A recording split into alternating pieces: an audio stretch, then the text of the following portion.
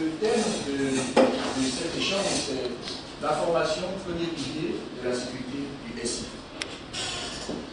Et donc, voici en fait l'agenda. Bon, qui nous sommes, hein, il faut qu'on se présente en tant qu'entreprise, et puis qu'est-ce que la sécurité du SI pour une entreprise en général. Et puis, on verra en fait les enjeux et les menaces, l'importance de la sécurité au sein de notre groupe, par exemple, c'est au sein d'une entreprise hein, qui prend du taureau par l'école, et puis bon, les formations sécurité délivrées par NCA Technologies.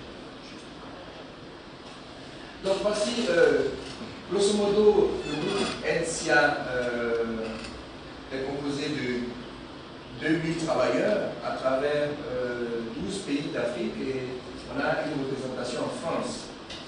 Essentiellement, c'est un groupe de bancaires, un groupe d'assurance. On a aussi une entreprise de construction immobilière et puis il y a une SGI, une société de gestion et d'intermédiation, donc pour la bourse. Voici un peu ce que c'est le groupe NCA et il a en son sein une entreprise chargée de tout ce qui est stratégie, déploiement aussi, exploitation de tout ce qui est IT.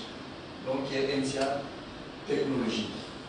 Alors, ce que nous savons faire, NCA Technologies, en termes de sécurité, nous aidons à la gestion de la vulnérabilité. C'est très important parce que c'est réellement parce qu'on a les failles que les hackers rentrent. C'est parce qu'il y a des fissures dans le mur que les lézards peuvent s'y introduire. Et donc on travaille beaucoup sur la vulnérabilité en fait des systèmes. On a la mise en place de la gouvernance de la sécurité. Tout commence par la gouvernance. Qu'est-ce que nous devons faire?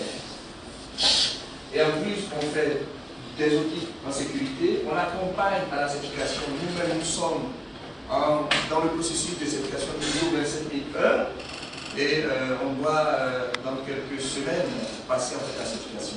Et donc, on a commencé nous-mêmes par se certifier et puis on essaie de gagner en fait la certification. Donc, on a eu de l'expérience à ce niveau. En termes de continuité, on sait aussi accompagner les entreprises dans la continuité des activités.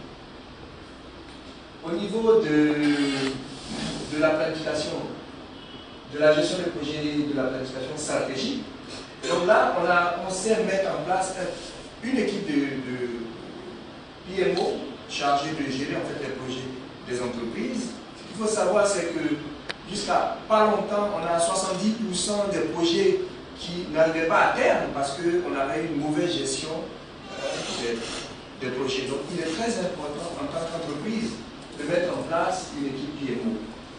On a aussi des outils qui vont avec gestion des portefeuilles de projets, gestion des projets. En termes de planification stratégique, la couche que nous avons ajoutée, c'est l'architecture d'entreprise. Donc, qui nous permet de voir l'entreprise vraiment sous différentes facettes, de sorte à avoir plusieurs vues. Et ça, nous l'intégrons dans notre offre de planification stratégique. En termes de réseau, on a un réseau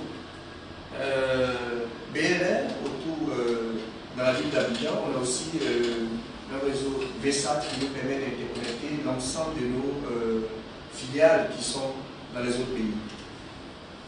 En termes, on a ici un data center donc, qui nous permet ici d'héberger. On a hébergé Yomi, qui est un fournisseur d'accès à Internet dans notre logo technique ici, dans nos data centers, et puis nous savons aussi accompagner dans l'architecture au niveau des réseaux. On a des gens ici, on a un expert en réseau ici qui a reçu même des lettres de félicitations de la NSA, et donc qui s'y connaît quand même en matière de réseau et qui prépare son CCIE. Au niveau de tout ce qui est ITSM, donc on bosse beaucoup dans l'incident management parce qu'au quotidien, nous, on a près de 2000 utilisateurs que nous gérons. Et donc, ils ont des problèmes. Au quotidien, on vit ces problèmes-là. Il est aisé pour nous d'exporter cette expertise-là que nous avons au quotidien. Et donc, on a bâti tout un processus incident management, problem management, change management, capacity management, en fait, tout ce qui va avec l'ITSM. On a beaucoup de personnes certifiées IT ici. Alors, on a une équipe TAC et NOC qui est là au quotidien pour surveiller l'ensemble du réseau. Et donc, nous répondons en temps et en heure à tous les incidents que nous avons. En termes de collaboration, il y a une bonne équipe ici qui travaille sur tout ce qui est SharePoint, vraiment pour permettre la communication de bout en bout. Et puis, bon, je parlais en fait tantôt de tout ce qui est data center, colocation des sites.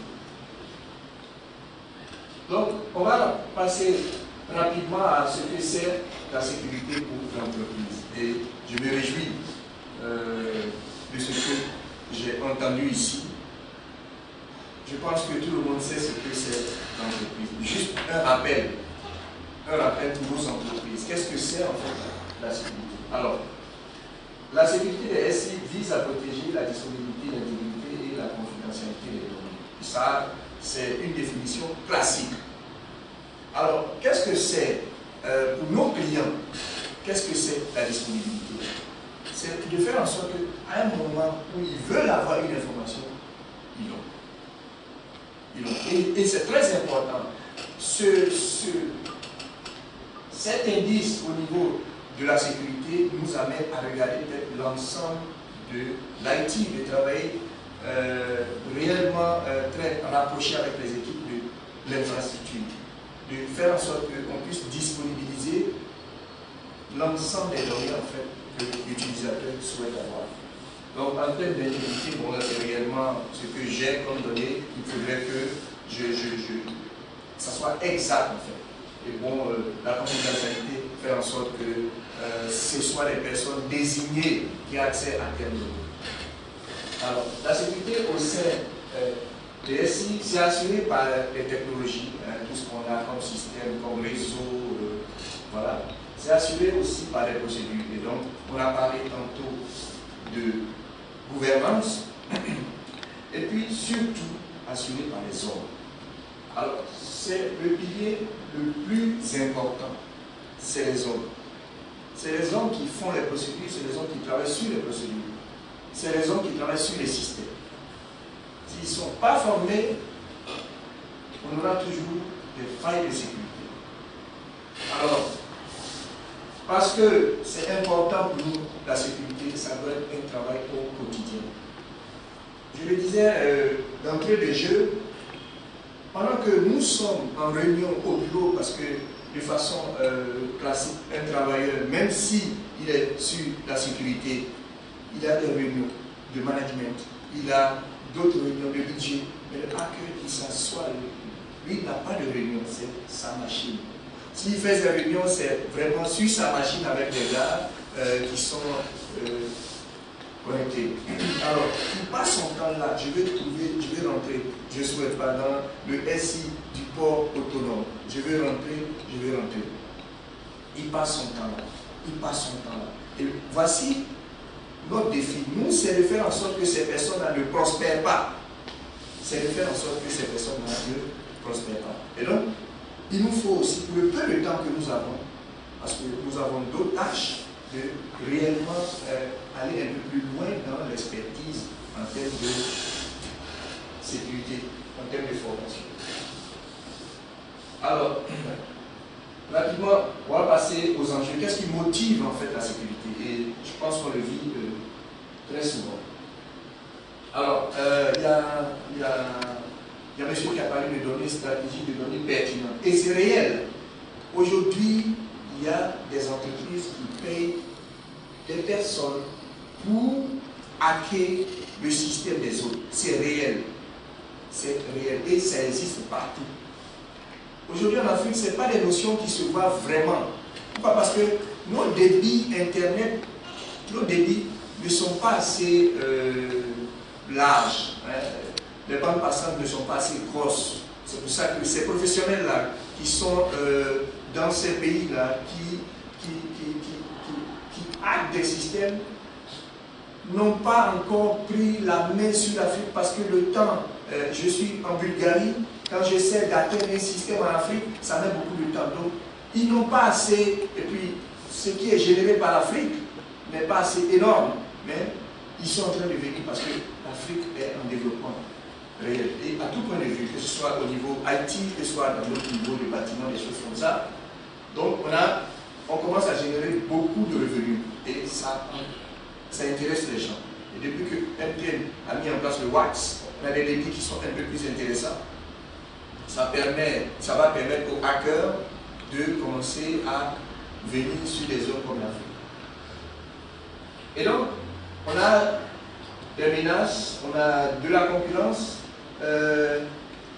Quand j'étais chez MTN, il y a des gens comme ça qui nous disaient que c'est MTN qui coupe le câble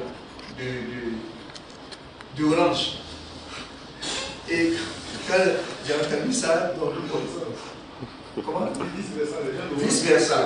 Bon, je pense que ce n'était pas le cas, mais on vous dit que la guerre est réelle. La guerre est réelle. Donc, il faut faire en sorte de se protéger. Alors, on a le facteur humain, vraiment, qui est au cœur de la sécurité. D'où notre présentation. Alors, ça, on va passer très rapidement en fait là-dessus.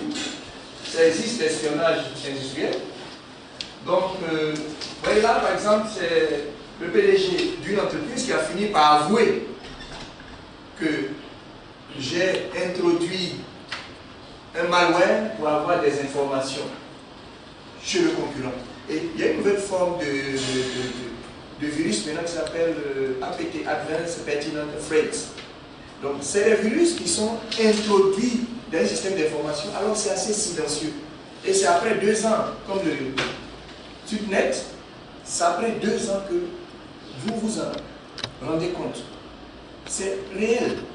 Et aujourd'hui, le monsieur, il a eu à avouer ce fait-là. Et donc, en termes de concurrents, ils sont capables de mettre un virus qui va après 2 ans. Vous ne le saurez qu'après 2 ans, 3 ans, 4 ans. Ici, il y a le social engineering. C'est quelque chose qui existe tous les jours. Voilà. Il y a des gens qui nous appellent.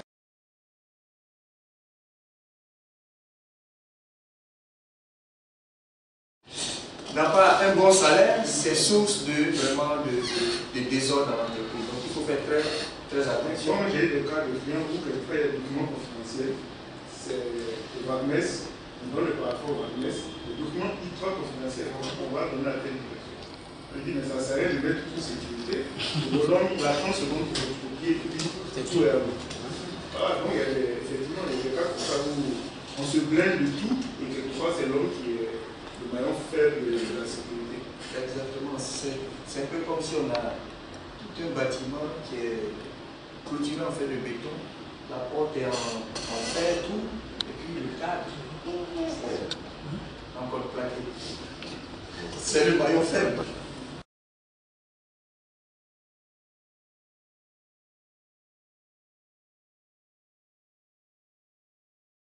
Un débat entre l'AFTC et les opérateurs dit ah mais tiens, nous on n'est pas responsable parce qu'on vous envoie les données d'identification. Mais si vous ne protégez pas bien, voici en fait ces informations-là qui sortent. Nous, entreprises d'assurance, nous avons des dossiers médicaux de nos clients. Et si ces informations-là sortent, il y a des personnes qui veulent être candidats à la présidence. Et bon, c'est des informations qui peuvent sortir. Ils sont assez confidentielles et puis dérangeantes.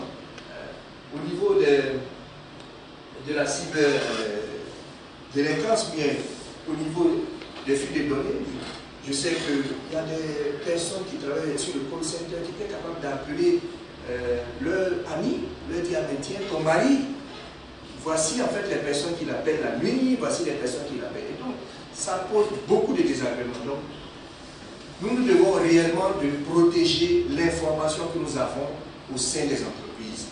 Si Boule, par exemple, il appelle toutes les nuits des dames, en fait, je connais Boule, c'était mon collaborateur, et donc si il appelle d'autres personnes, si c'est une information, ça s'appelle le détail des appels.